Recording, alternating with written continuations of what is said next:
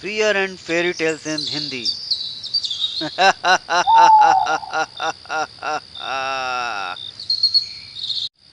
ये कहानी हिमाचल में बसे परमाणु में रहने वाली स्वाति वर्मा की है। स्वाति ने अभी अभी ग्रेजुएशन पूरी की थी और वो अब जॉब ढूंढ रही थी। वो रोज़ किसी ना किसी कंपनी के ऑफिस में जाती और इंटरव्यू देती रहती थी। एक रोज़ उसको एक मॉल से कॉल आया। वहाँ एक कंपनी को अपने शोरूम के लिए अटेंडेंट चाहिए थी। स्वाति ने वहाँ जाकर इंटरव्यू दिया और वो सेलेक्ट हो गई। शोरूम 6th फ्लोर पर था। ये एक एंटीक चीज़ों का शोरूम था जहाँ पर ऐसे सामान रखे गए थे जो पूरी दुनिया में अपनी तरह के अकेले थे। वहाँ पुराने कपड़े, गहने, हथियार और अन्य अमूल्य वस्तुएं रखी गई थी। मिस्टर चौहान वहाँ के मालिक थे। स्वाति वहाँ केयर टेकर हायर हुई थी। लगभग 10 दिनों की ट्रेनिंग के बाद स्वाति ने चार्ज संभाल लिया। उसका काम सामानों की देखभाल और इन्वेंट्री को मेंटेन करना था। वो ये काम अच्छी तरह से कर रही थी। लगभग 3 महीने हो चुके थे। अब तो स्वाति को काम भी अच्छी तरीके से आ गया था। वो सभी चीज़ों का अच्छी तरह से मुआयना करती और पूरी तरीके से उन्हें मेंटेन करके रखती थी। एक रोज़ शोरूम का ओनर मिस्टर चौहान अफ्रीका से एक बड़ा कंसाइनमेंट लेकर आया। उसमें अफ्रीका में एक गुफा में मिले कुछ एंटीक सामान और कुछ हथियार, कुछ गहने थे।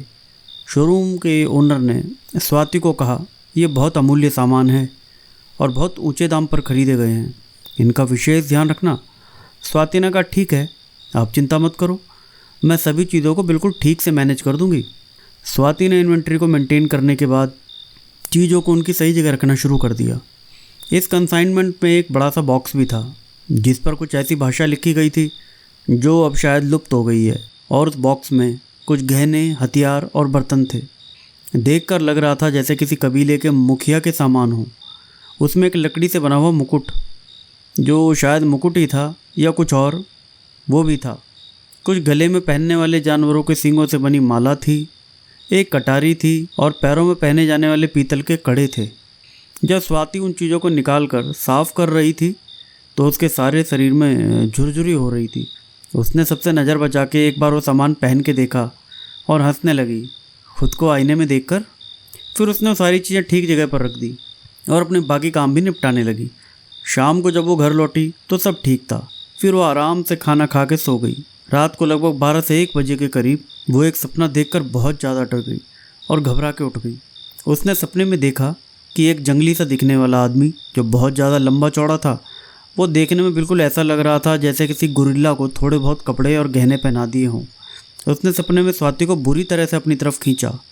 सपना इतना भयानक था कि स्वाति की रूह तक काँप गई। वो बुरी तरह से चौंक कर उठ गई और पानी पिया। फिर वो काफ़ी देर तक सो ही नहीं पाई।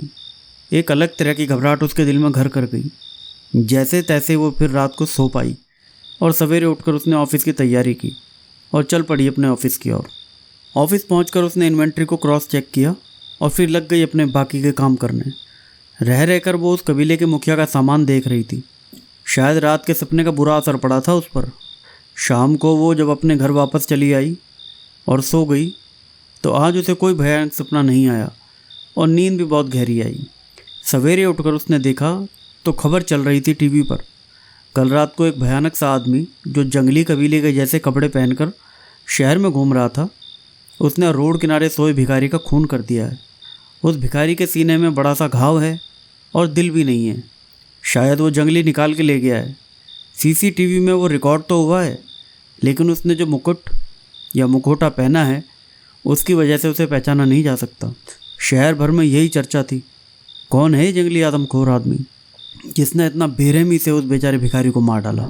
वो मुखौटा और सींगों के माला देखकर तो स्वाति को ऐसा लगा जैसे उसने सारा सामान देखा है। फिर उसे याद आया, ये तो वही सामान है जो उसके एंटीक शोरूम में रखा है। लेकिन ये कैसे हो सकता है? ये अगर वही सामान है तो फिर वो जंगली कौन है और उसने ये सामान कैसे उठाया? यही सोच सोच कर उसके हाथ पांव फूल गए। अगर वो सामान चोरी हो गया तो उसकी नौकरी चली जाएगी। वो जल्दी से अपने ऑफिस के लिए निकल पड़ी और उसने जल्दी से सारा सामान चेक किया तो देखा सारा का सारा सामान वही था जैसे वो कल छोड़ के गई थी। अब उसकी जान में जान आ गई। लेकिन वो सोच रही थी, जैसा मुकुट, मुखौटा और माला यहाँ एंटीक में रखी है, वैसी ही चीज़ें वो कहाँ से लाया होगा? वो है कौन और क्या चाहता होगा? यही सोचते सोचते पूरा दिन गुजर गया। शाम को उसने फिर से सब कुछ चेक किया और वापस अपने घर। फिर वही डिनर और नींद का दौर शुरू हो गया। पूरी रात आराम से गुजर गई। सवेरे जब वो उठी तो टीवी में फिर वही खबर चल रही थी।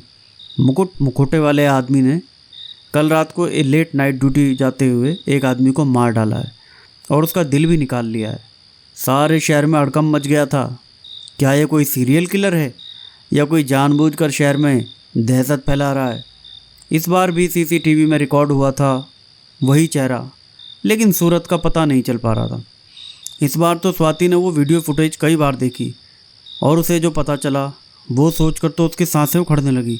जो चीज़ें उस कातिल आदमखोर ने पहन रखी थी वो बिल्कुल वैसी ही थी जैसी एंटीक शोरूम में इन्वेंट्री में रखी गई थी। उसकी समझ में नहीं आ रहा था ये कैसे हो सकता है। शहर भर में पुलिस का पहरा लग गया था, हर किसी की जांच हो रही थी।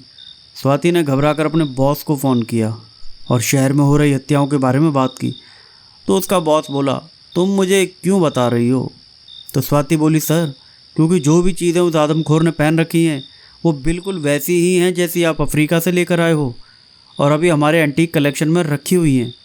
ये सुनकर तो शोरूम ओनर की हवा भी टाइट हो गई, लेकिन वो बोला, तुम जाकर चेक करो, वो सामान वही है ना शोरूम में, फिर हमारा इस सब से क्या लेना देना है? अरे हो सकता है किसी ने वैसा ही डिज़ाइन बनवा लिया हो, आजकल मार्केट में सब कुछ मिल जाता है, हो सकता है किसी ने क्लोन किया हो।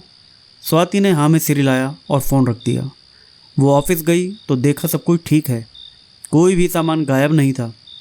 उसने अपने बॉस को ये बात बताई तो वो बोला, तुमको तो बहुत ज़्यादा डर लगता है, अपने काम पर ध्यान दो, ये सब पुलिस पर छोड़ दो। स्वाति ने ओके कहा और फिर वो काम पर लग गई। उस रात फिर से शहर में बड़ा हादसा हो गया।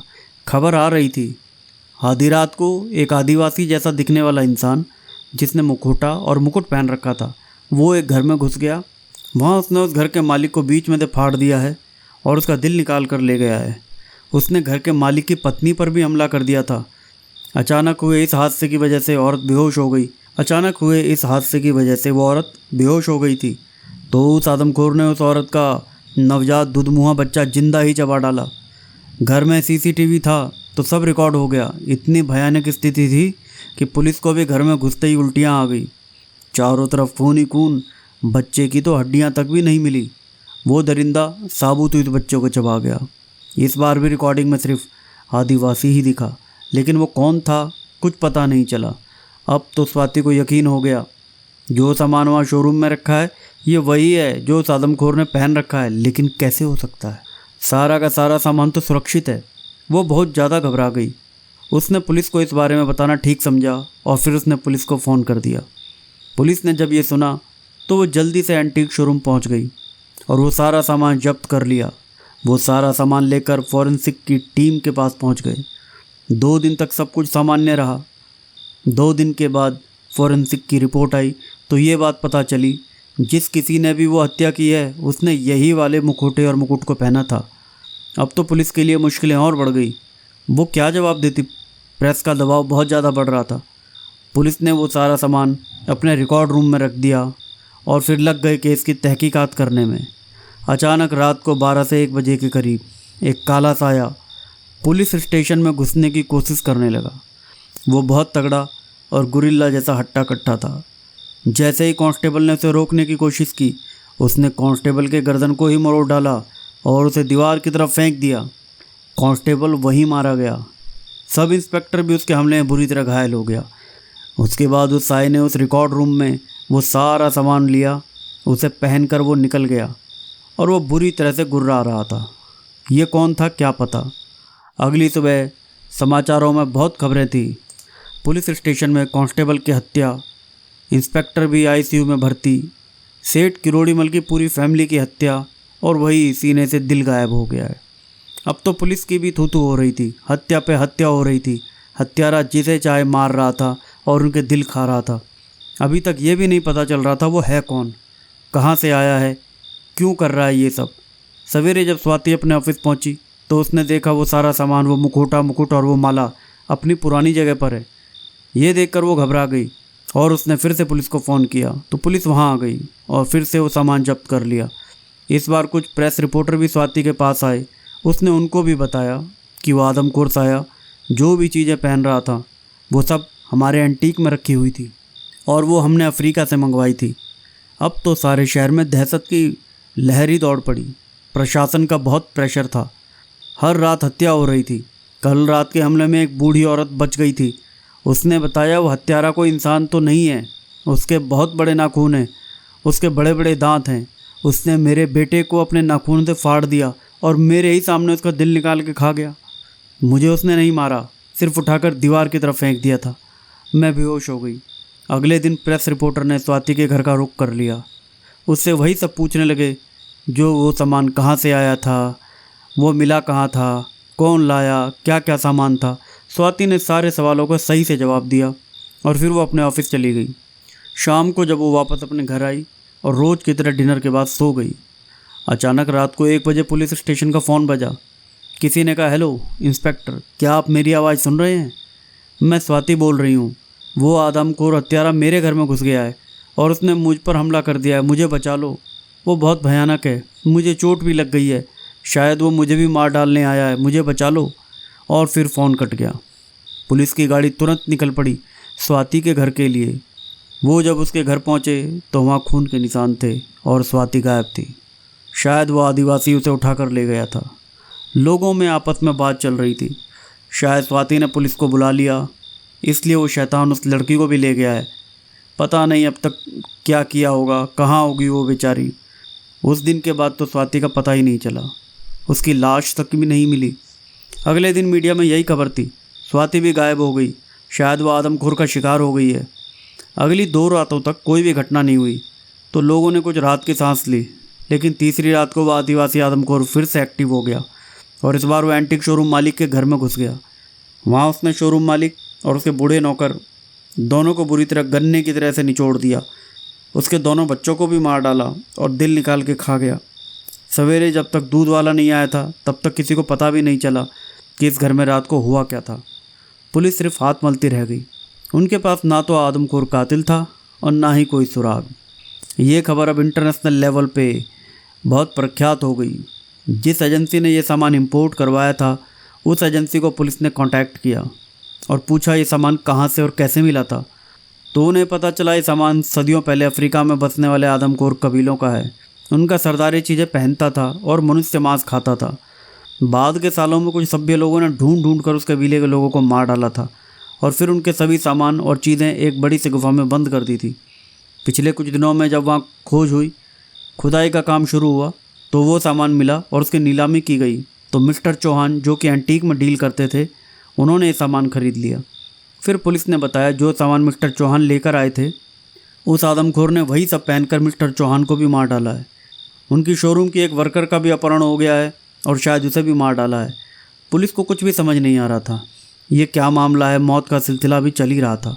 एक रात पुलिस को एक औरत का फ़ोन आया जिसने बताया कि उसके घर में एक जानवर जैसा आदमी आया है और उन्हें मारने की कोशिश कर रहा है। वो बेसमेंट में छुपकर फ़ोन कर रही थी। शायद तब तक उसके पति की तो हत्या हो चुकी है।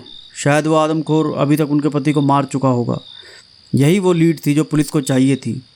पुलिस तुरंत उस एड्रेस पर पहुंची जो उस औरत ने बताया था। पुलिस ने उस घर को चारों ओर से घेर लिया और कुछ जवान अंदर कमरे में दाखिल हुए। उन्होंने जो देखा तो वो देखकर उनके प्राण भी हलक में आ गए और वो आदमखोर वहीं बैठा था और उस घर के मालिक को खा रहा था। वो बहुत विकराल था, कद काठी बहुत बड़ी थी। वही मुकुट और वही माला उसने पहन रखी थी। पुलिस ने उसे वहीं रुक जाने के लिए कहा, लेकिन उसको कोई फ़र्क नहीं पड़ता। वो तो उस लाश को चबाता रहा। अचानक इसने पुलिस वालों पर हमला कर दिया, लेकिन जवान पूरी तरह से तैयार थे। अचानक हुए हमले की वजह से एक जवान को कुछ चोट तो आ गई, फिर तो बाकी जवानों ने फायरिंग शुरू कर दी। आदमखोर को कई गोलियां लगी, लेकिन वो भागने में कामयाब हो गया। पुलिस टीम ने तुरंत एक स्नाइपर डॉग लेकर उस आदमखोर का पीछा शुरू कर दिया। हालांकि उस आदमखोर को कई गोली लगी थी, फिर भी वो बड़ी गजब की गति से भाग रहा था। अचानक से वो घनी झाड़ियों और पेड़ों के झुरमुट में कहीं गायब हो गया, लेकिन स्नाइपर डॉग्स उसका पीछा कर रहे थे। पुलिस वाले और स्नाइपर डॉग वहाँ चप्पे चप्पे को छानते रहे। रास्ते पर गिरे खून के धब्बे ये बता रहे थे वो आदमखोर गोली से बुरी तरह जख्मी है और ज़्यादा दूर नहीं जा सकेगा। अचानक से डॉग्स ने एक बड़ी झाड़ी के पीछे जाकर भौंकना शुरू कर दिया, जो कि संकेत था वहाँ कोई है।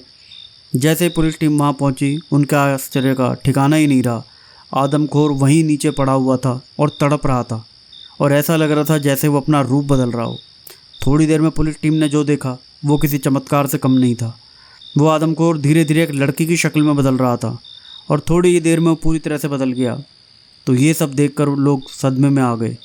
वो कोई और नहीं, स्वाति ही थी, जो अभी जिंदा थी, आखिरी सांसें गिन रही थी। उसने मरने से पहले बताया कि जिस दिन वो चीज़ें उसके एंटीक शोरूम में आई थी उसने उनको साफ़ करके पहना। वो तो सिर्फ ये देखना चाह रही थी कि वो कैसी लगती है, लेकिन वो चीज़ें अभिशप्त थी और जैसे ही स्वाति के जिस्म पर आई उन्होंने उसको अपने वश में कर लिया। स्वाति को पहले ही दिन जब आदमखोर ने हत्या की थी तो पता चल गया था कि वो आदमखोर और कोई नहीं, स्वाति ही है। लेकिन वो ये बात किसी को बताती तो शायद खुद ही फंस जाती, इसलिए उसने सिर्फ उतनी ही बात पुलिस को बताई जितनी से पुलिस भटकती रहे। लेकिन जब उसे लगा पुलिस ज़्यादा पूछताछ कर रही है तो उसने खुद को बचाने के लिए अपना ही अपहरण खुद कर लिया। लेकिन वो इन सब हत्याओं में शामिल नहीं थी। उसने बताया ये सब उस शैतानी आत्मा का किया धरा है जो उन चीज़ों में बसी हुई है। मेरा सिर्फ जिस्म ही उसके साथ इन सारी हत्याओं में शामिल था। मेरा खुद पर कोई बस नहीं चलता था जब वो शैतान मेरे भीतर आता था। लेकिन आज ये सब खत्म हो जाएगा। आप ये सभी चीज़ें जला दें और मेरी लाश को मेरे घर तक पहुंचा देना। मेरी छोटी सी भूल की वजह से इतने मासूम लोग मर गए, लेकिन आज मैं शरीर छोड़ रही हूँ। इतना बोलकर स्वाति खामोश हो गई। अब वहाँ कोई आदमखोर नहीं था, सिर्फ लाश थी स्वाति वर्मा की। तो दोस्तों, कैसी लगी ये कहानी? प्लीज़ मेरे इस चैनल को सब्सक्राइब करें, लाइक करें और शेयर करें। ऐसी और कहानियाँ लेकर मैं आपकी सेवा में फिर हाजिर होऊंगा। तब तक नमस्कार।